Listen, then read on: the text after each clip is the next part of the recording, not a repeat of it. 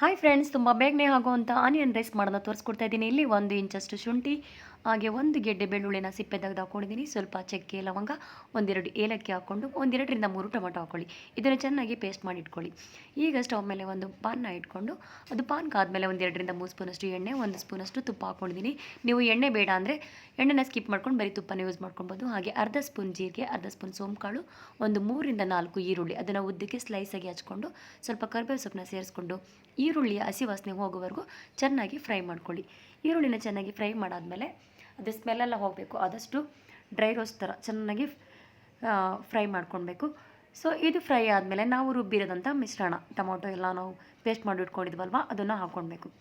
ಅದರ ಹಸಿ ವಾಸನೆ ಹೋಗೋವರೆಗೂ ಕೂಡ ಚೆನ್ನಾಗಿ ಅದನ್ನು ಫ್ರೈ ಮಾಡ್ಕೊಳ್ಳಿ. ಹಾಗೆ ಮಿಕ್ಸರ್ ಜಾರಲ್ಲಿ ಉಳಿದಿದ್ದಂಥ ರಿಮೈನಿಂಗ್ ಒಂದು ಮಸಾಲೆನ ನೀರು ಹಾಕ್ಕೊಂಡು ಸೇರಿಸ್ಕೊಂಡಿದ್ದೀನಿ. ಈಗ ಅರ್ಧ ಸ್ಪೂನಷ್ಟು ಚಿಲ್ಲಿ ಪೌಡರ್, ಅರ್ಧ ಸ್ಪೂನ್ ಧನಿಯಾ ಪೌಡರ್, ಅರ್ಧ ಸ್ಪೂನ್ ಗರಂ ಮಸಾಲ ಹಾಕ್ಕೊಂಡು ಚಿಟಿಕೆಯಷ್ಟು ಅರಿಶಿನ ಪುಡಿ ಸೇರಿಸ್ಕೊಂಡಿದ್ದೀನಿ. ಹಾಗೆ ಒಂದು ಅರ್ಧ ಸ್ಪೂನಷ್ಟು ಸಾಲ್ಟು, ಇದನ್ನು ಹಾಕಿ ಚೆನ್ನಾಗಿ ಮಿಕ್ಸ್ ಮಾಡಿ ಈಗ ಅದಕ್ಕೆ ಮೊದಲೇ ಬೇಯಿಸಿ ಇಟ್ಕೊಂಡಿದ್ದಂಥ ಒಂದು ಲೋಟ ಅಕ್ಕಿ ಹಾಕಿ ಚೆನ್ನಾಗಿ ಬೇಯಿಸಿ ಇಟ್ಕೊಂಡಿದ್ದಂಥ ಅನ್ನನ ಸ್ವಲ್ಪ ಹೊತ್ತು ಒಂದು ಪ್ಲೇಟಲ್ಲಿ ತಣ್ಣಗಾಗೋಕ್ಕೆ ಬಿಟ್ಟು ಈಗ ಅದನ್ನು ಸೇರಿಸ್ಕೊಂಡು ಮಿಕ್ಸ್ ಮಾಡಿಕೊಂಡ್ರೆ ಈರುಳ್ಳಿ ರೈಸ್ ರೆಡಿ. ತುಂಬ ಬೇಗನೆ ಆಗುತ್ತೆ, ಟೇಸ್ಟಿಯಾಗೂ ಕೂಡ ಇರುತ್ತೆ.